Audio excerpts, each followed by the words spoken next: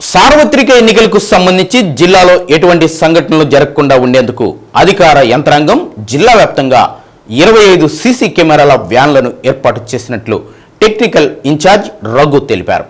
Ongole RDO కార్యాలయంలో CC కెమెరాల వ్యాన్లను సిద్ధం చేశారు.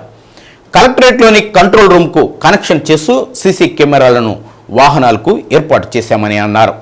వాహనాల ద్వారా ఎక్కడెక్కడ ఏం జరుగుతున్నాయనేది స్పష్టంగా జిల్లా కేంద్రానికి సమాచారం నిమిషాల్లో తెలుస్తుందని తెలిపారు.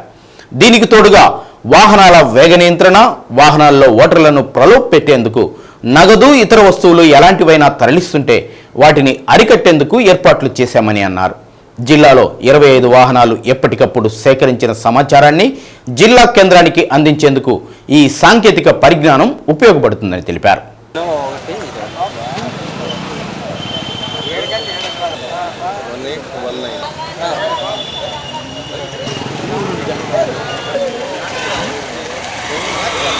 మేము ఈ ఎలక్షన్స్కి ఈ సీసీ కెమెరాలని ఇన్స్టాల్ చేయడం జరుగుతూ ఉంది.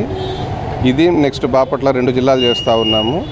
వీటిలోకి ఎస్ఎస్టీ అంటే స్టాటిక్ చెక్ పోస్ట్లోకి వచ్చేసరికి fixed cameras along with solar panels battery backup తోటి ఇవ్వడం జరుగుతుంది. ఇవి ఏదైతే ఫ్లయింగ్ స్క్వాడ్ వెహికల్స్ ఉన్నాయో వాటికి 4G కెమెరాస్ అంటే ఇక్కడ నుంచే కలెక్టరేట్ కమాండ్ కంట్రోల్లో నుంచి ఏం జరుగుతుందనేది మొత్తం మానిటర్ చేసే విధంగా ఈ ప్రకాశం జిల్లా వ్యాప్తంగా 25 వెహికల్స్కి ఈ కెమెరాస్ పెట్టడం జరుగుతుంది.